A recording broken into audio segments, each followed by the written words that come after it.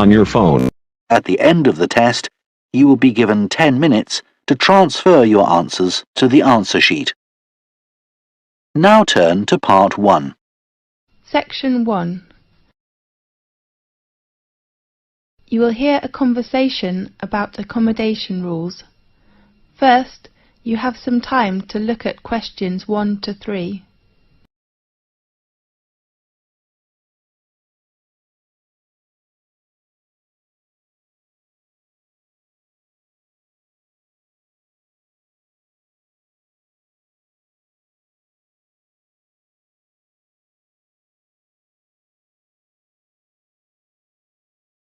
You will see there is an example that has been done for you. On this occasion only, the conversation relating to this will be played first. Good morning, everyone. I'm your accommodation advisor. Well, firstly, welcome to Thomas House, which is one of the most popular accommodations in our university. I will give you an introduction about the house and answer your questions. The name of the house is Thomas House, so Thomas House has been chosen. Now we shall begin. You should answer the questions as you listen, because you will not hear the recording a second time. Listen carefully and answer questions 1 to 3. Good morning, everyone. I'm your accommodation advisor. Well, firstly, welcome to Thomas House, which is one of the most popular accommodations in our university. I will give you an introduction about the house and answer your questions. As you know, the building was constructed in the middle of the 18th century and was used by the family of Thomas. That's, of course, how the house and university got its name. We repaired it and added some new and modern facilities last year. Excuse me, advisor? Yes? What kind of facilities are there in Thomas House? There are 3 floors. A front hall and a dining room are on the ground floor. Does the house have a garden? Of course. And a garage? No, we don't provide parking lot to students. Okay. A small gym with some new equipment is on the 2nd floor. Does it have a computer room? No, I mean a leisure room on the 2nd floor, and you can find a comfortable lounge with a big balcony on the same floor. How about bedroom and bathroom? They are both on the top. How many students are there in one flat? 4 to 6. I wonder if I have to share a bathroom with others. No, we provide every student a bedroom and a bathroom. Great.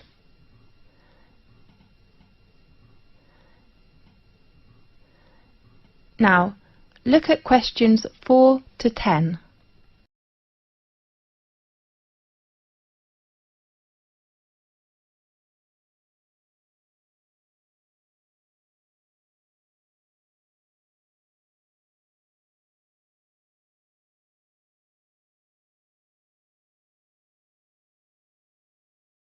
Now listen carefully and answer questions 4 to 10.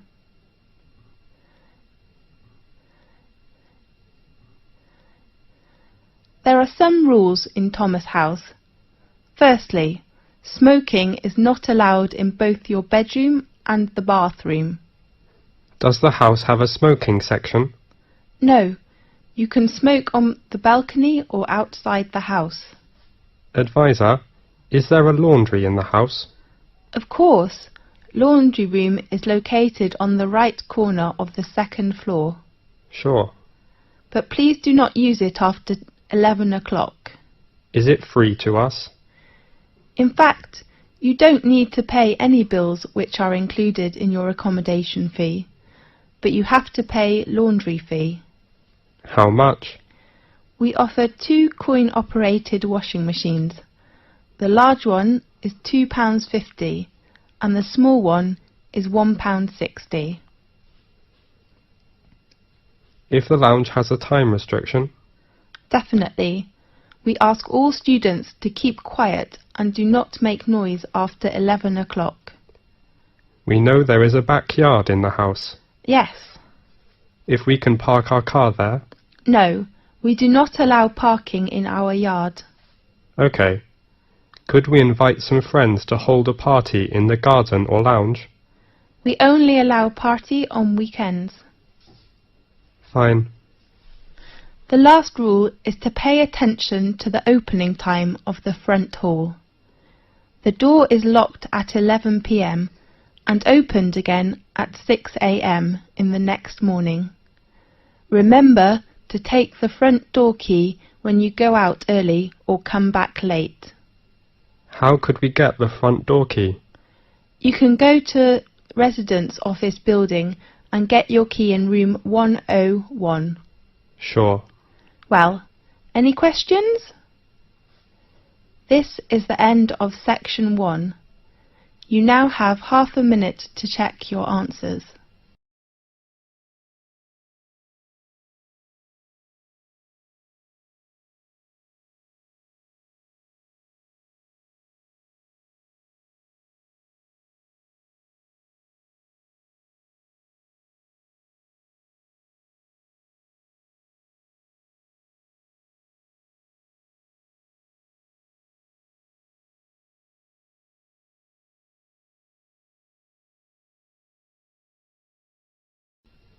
Now turn to section 2. Section 2. You will hear an introduction about sports matches.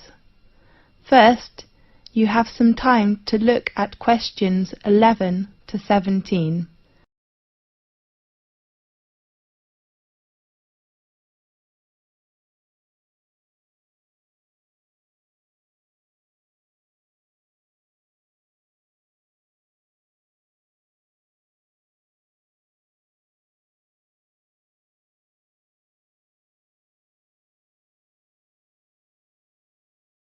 Now listen carefully and answer questions 11 to 17.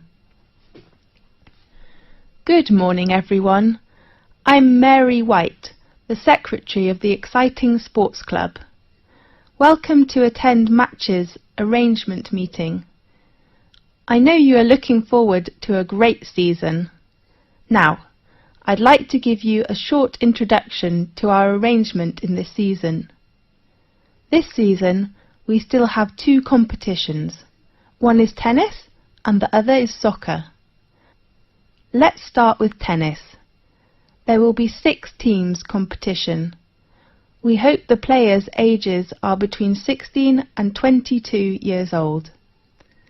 While the number of soccer teams is only 4 in this season, because we hope all players' ages are no more than 20 years old. Now, in this new season there are some changes. The first one is the venue. We will arrange all our matches for both the tennis and soccer competitions in Magic Park instead of Darry Park, which was used last year. Tennis matches will be arranged on Court 2 and Court 4 will hold soccer matches. Our match schedule: all tennis matches will be played on Sunday afternoons. All matches will begin at 2 o'clock. Soccer matches in this season will be played at 7 o'clock on Saturday evenings. The joining fee is still £30, including a new sport gear. We still offer a week of training session before formal match for our new players. There are 2 training sessions at 3 p.m. to 5 p.m. on next Friday and Saturday afternoon. The fee is only £12. Now, I'd like to introduce the coach of each training session, George Hanson, who has been supervised the tennis teams for over 4 years, will still be coach this season. While we will invite a good soccer coach who has enough patience and professional skills to work as this season's soccer coach. His name is Paul Batt.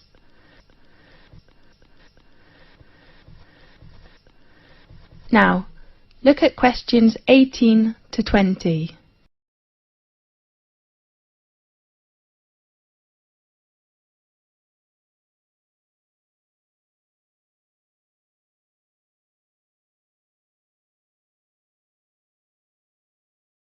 Listen carefully and answer questions 18 to 20. In addition, we offer some activities to thank all players. Please look at your brochure. There are some activities and their time arrangements. At the beginning, we hope to start the season with a barbecue dinner on next Saturday in Magic Park. I do really hope all players will go there to enjoy the dinner, and you may invite your relatives and friends.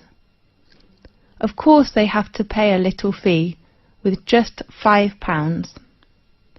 And then, after the final match in the season, we will vote this season's MVP, the most valuable player.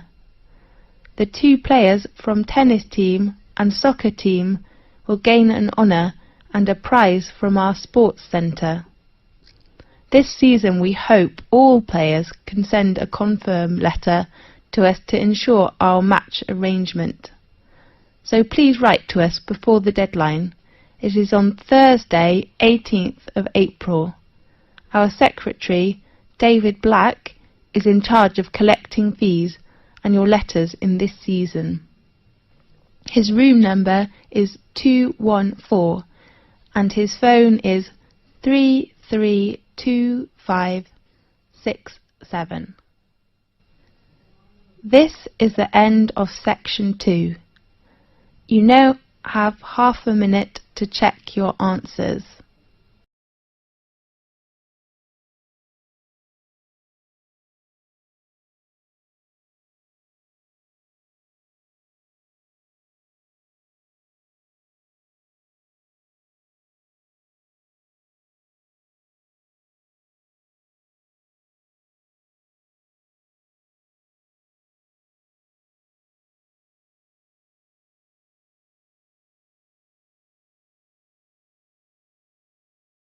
Now turn to section 3. Section 3. You will hear a conversation about a student thesis. First, you have some time to look at questions 21 to 24.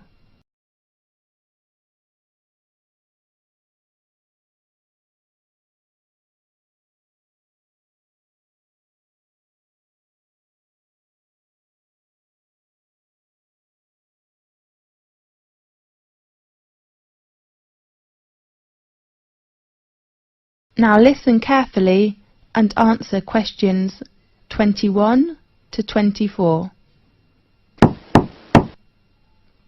Come in, please. Good afternoon. Oh, I am sorry. Is it Professor Lee's office room? No, it is room 640. His new room number is 614 on the right of this corridor. Thanks a lot. You're welcome. Come in, please. Good afternoon, Professor Lee. Good afternoon. Come in, please. I remember our tutorial time is at 2 o'clock, right? Really? Oh, I am so sorry. I remember it is at 1:30. So I go to common room to wait for 30 minutes, okay? No, I'm free now. Let's begin. I am so sorry. That doesn't matter. So, how about your work? In fact, Professor Lee, can I get an extension of time to hand in my work? I mean, I hope to extend my thesis deadline. James, you know extension is usually given only for medical or accident reasons. So what's your problem? You have a good beginning with your draft, isn't it right? Yes, well, I'm having too many reading materials to read. Too many?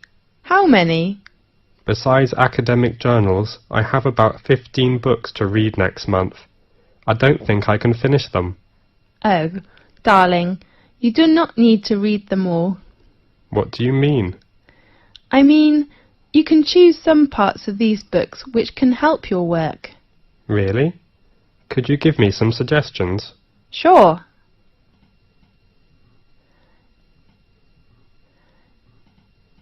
Now look at questions 25 to 30.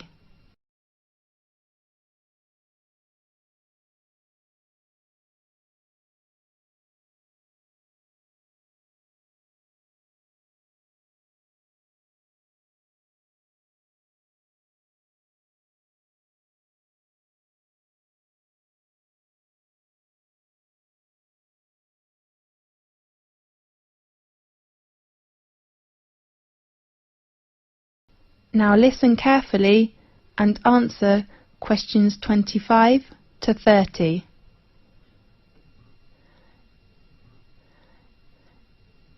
Do you bring your reference book list? Yes, I take it. Let's see. First, the book by Bayer. I think it is really worth reading. Read it all? Yes, the topic of the book is nearly the same field with you. Okay, I'll read Bayer's book. The next author is Oliver. I heard that his argument is very strong, but the book is a little difficult. You are right, but I still recommend you to know about his argument, which will give you a lot of help. Fine. Do you think I should read Billy's book? About Billy. I have to say his work is very good, especially his research method, but you do not need to read it now. Right. The last author is Andrew. How about his book? In my opinion, the one by Andrew says the research findings. I mean, his last part is very excellent, clear and persuasive. I agree with you. I'm reading the book now. Great. How about others? I suggest you finish these books next month, and then we will talk about others, okay? Okay. Have you begun your research work? Yes. How are things going? That's okay, except the research method. What's wrong with the method? I have made some interviews, Yes. but I found they couldn't give me the data I need. Who are the interviewees? Some are our classmates and others are schoolmates. Oh no, James, it's better for you to interview some professionals. Do you think it is better for me to change another research method, such as questionnaire? I don't think you will have enough time to design it and then analyse your research data. That will waste you a lot of time. You're right. And pay attention to your reference. Reference books? No, I mean you should make clearly about what reference books you read, and then write them after your thesis. Okay, I'll make them clear. Fine. I hope to see your work quickly. I hope too. Thanks for your help, Professor Lee. That's okay. See you next time. See you. This is the end of section 3. You now have half a minute to check your answers.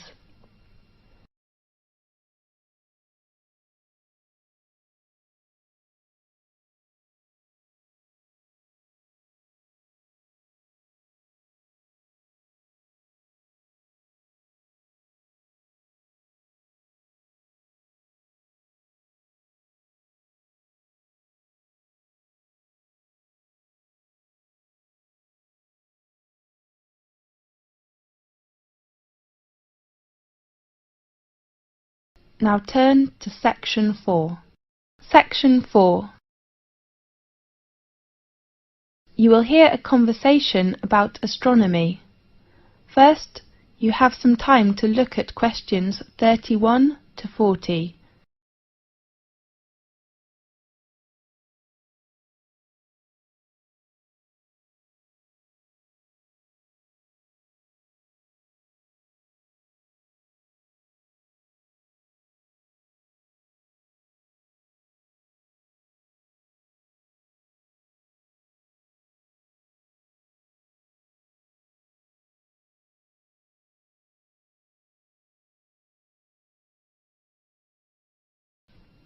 Now listen carefully and answer questions 31 to 40.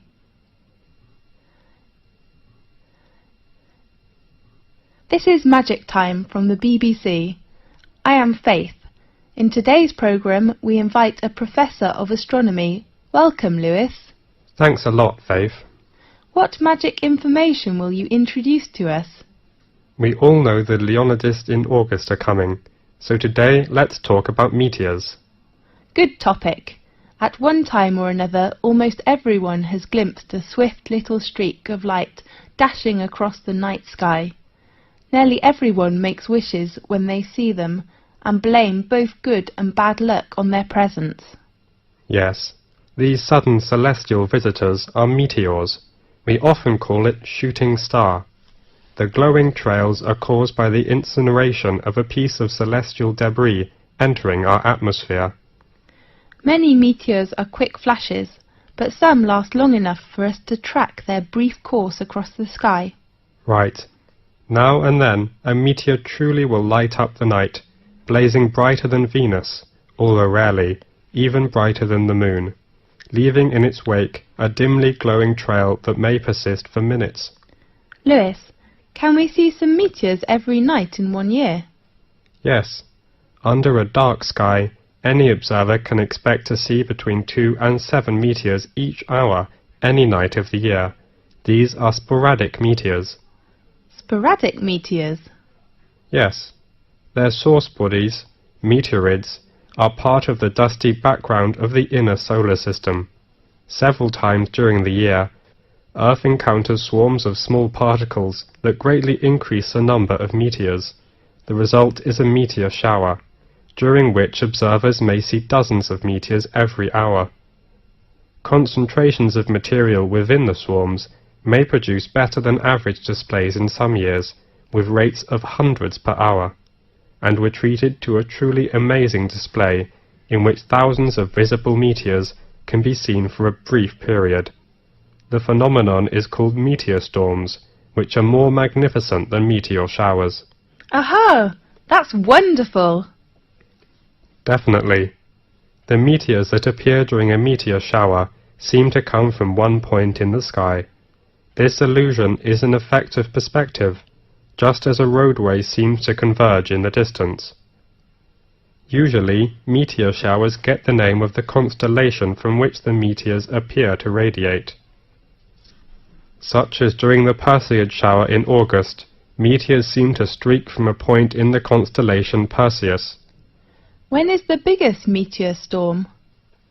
According to records, in 1833, a storm of 60,000 meteors an hour shocked the world.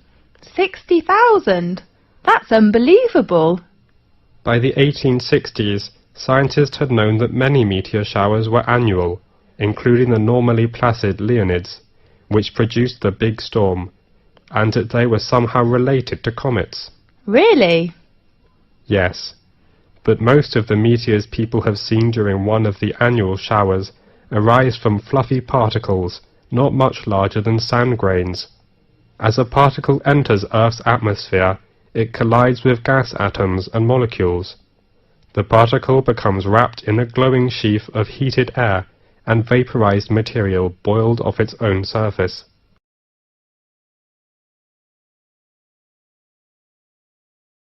Whether meteor is very near to us when it appears? No, in fact, it is an illusion. However, even well-trained professionals can be fooled, such as airline pilots have swerved to avoid meteors that were actually 160 kilometers away. A meteor that appears brighter than any of the stars and planets is a fireball. Fireball? That's so interesting. Yeah. Most meteors are seen 80 to 120 kilometers above the ground. Sometimes someone will claim to see a fireball land on a hilltop, but in fact a real fireball first appears at a height of about 125 kilometers and loses its brightness while still at least 20 kilometers above the ground. Yes. What colours do meteors have? Usually, most meteors look white, but some also appear blue, green, yellow, orange, or even red.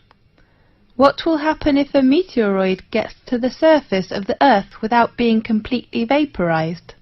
It will be a meteorite. I heard meteorites were long ago thought to be cast down as gifts from angels. Yes, and others thought the gods were displaying their anger.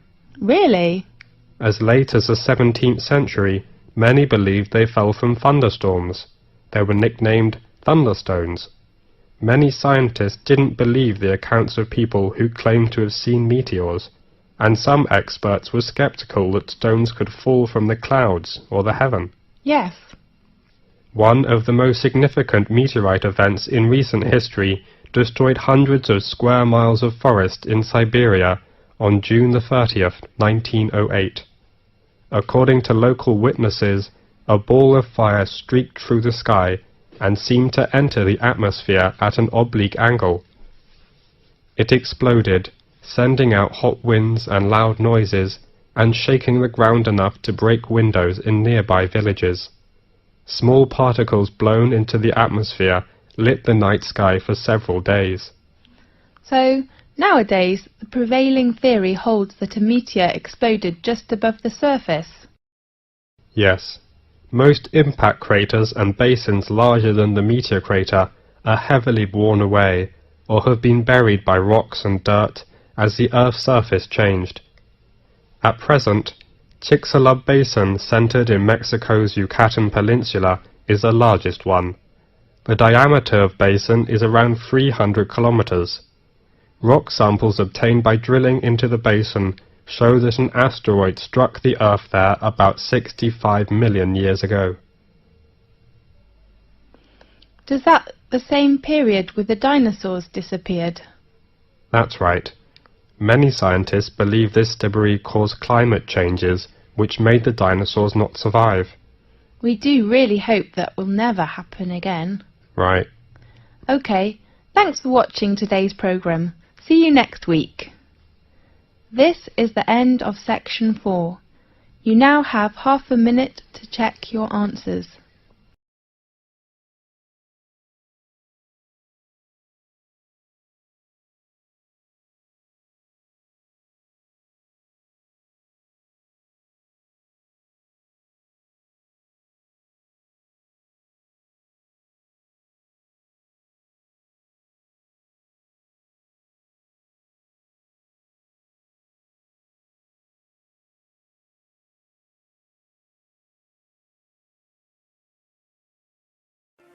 That is the end of the listening test. In the IELTS test, you will now have 10 minutes to transfer your answers to the answer sheet.